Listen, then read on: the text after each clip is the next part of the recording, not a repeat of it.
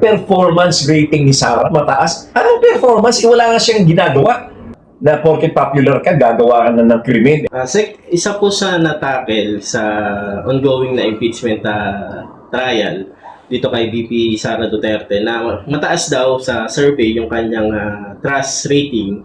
And at the same time, yung reklamo kasi or isa sa mga tinitingnan na reklamo na violation niya is betrayal of public trust. Oh. Ano yung parang sense nito, Sec? Konektado ba o medyo dapat mas maipaliwanag sa taong bayan ano yung pinagkaiba ng dalawang bagay na ito? Unang-una, yung betrayal of public trust ay hindi mo naman pwedeng idaan ang depensa niya dahil kasi may survey na mataas daw ang trust rating mo. Ang trust rating na yan, nagawa ng Pulse Asia at saka SWS, puro kasinungalingan yan. Yan ay propaganda, bayad yan. Binabayaran nila yan para magkaroon ng ganyang survey. Hindi naman po pwede. Tama ang sinasabi ni Director NBI na si Atty. Melvin Matibag na hindi naman depensa yung popularidad na porket popular ka, gagawa ka na ng krimen and palalampasin na lang yon. Hindi ganun yon. Kaya yung depensa nila ng popularity, napakalayo noon. Wala na lang maisip itong defense team ni VP Sara eh. Yang survey na yan ng Pulse Asia na sinungaling at SWS na sinungaling na parehong bayaran, wala namang katotohanan yan. Dahil na there are 115 million Filipinos. Natatanungin nila 1,200. At saka, isa nila pinipili 1,200. Baka doon lang sa barangay doon sa Davao na tinatanong nila niyan.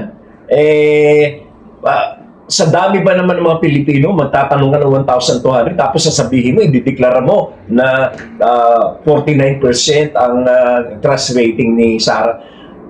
Performance rating ni Sara mataas. Anong performance? Wala nga siyang ginagawa.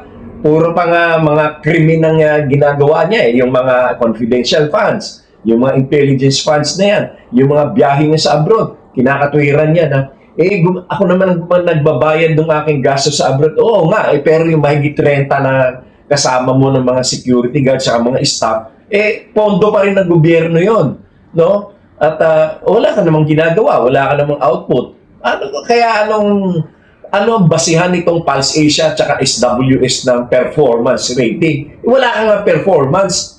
Kaya yan, ginagawa lang nila yan, binayaran dyan ng Pulse Asia at saka SWS para makagamit na depensa doon sa kanyang impeachment. Ang depensa naman nila, mataas ang public trust rating yan hindi mo dapat tanggalin. Pwede ba naman yun? Ibig sabihin ako, kung popular ako ngayon, tapos sasabihin ko, hindi nyo ako pwede kasuhan, popular ako Ganun ba? Anong klaseng katwiran yun? Kabubuhan naman yun. Sec, ano yung overall observation nyo sa takbo ng impeachment trial laban kay VP Sara Duterte? Ano po yung opinion nyo sa nangyayari sa Senado? Well, ang nakikita ko dyan at hayag na hayag ay ang shameless defense of some senators on Sara Duterte.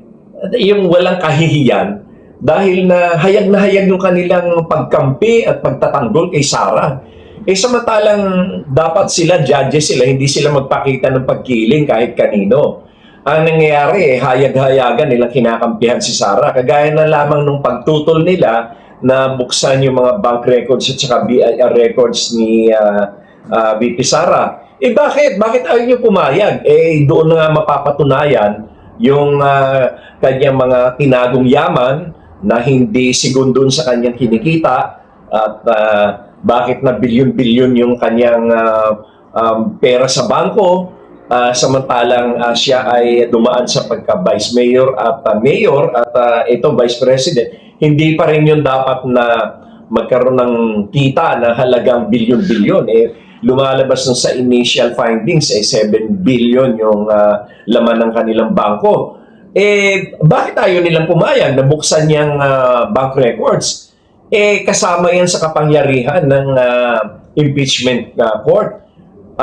Kasama yan sa mga dapat na malaman ng mga taong bayan. At bakit nila pinipigilan? In fact, nakakapagtaka na bakit pag sila nagsabit ng written resolution questioning or at least objecting to the opening of the bank records and the tax records of VP Sara. Kung sino ang sino man na opisyal ay merong dinidinig na impeachment case, dapat lang napayagan na buksan yung kanyang mga bank records at BIR records. Dapat lamang yon. Pati na yung SALN. Dahil yan ay karapatan ng mga taong bayan na malaman kung ano ang katotohanan dyan. Sec, how about the presentation of the prosecution? Siyempre, for NBI agent, no? And right now, si NBI director naman yung parang sinasalang bilang testigo.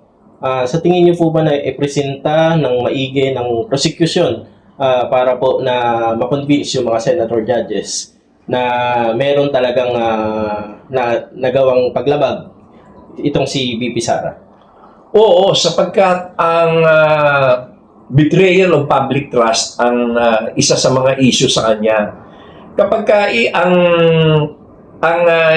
tungkol doon sa grave threats na yan, hindi naman kinakailangan patunayan na ginawa o nangyari o meron talagang kinausap na killer o may kakontrata. That's besides the point eh. Ang isang tao, lalo pa na second highest official of the land, nagsasalita ng yun ba ay makatwiran ba yun? Makatarungan ba yun? Na iparinig niya sa buong sambayan ng Pilipino, pati sa mga bata, na pwede siyang na may inutusan siyang ng ganyan.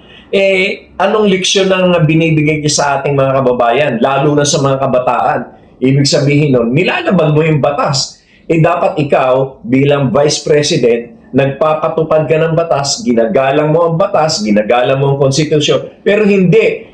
You are violating the law and you are violating your sworn duty to protect the Constitution, to uphold the law. Tapos yun ipapamukha mo sa ating mga kababayan, patayin yung ganyan. Betrayal of public trust yun. Hindi na kailangan maging totoo yung kanyang sinasabi na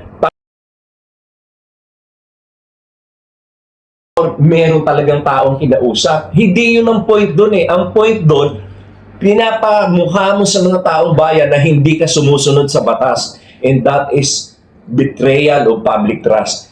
Inihalal ka para suportahan ang batas, inihalal ka para igalang ang konstitusyon, igalang ang batas, sundin ang batas, and yet, here you are, sinasabi mo, betrayal of public trust yan.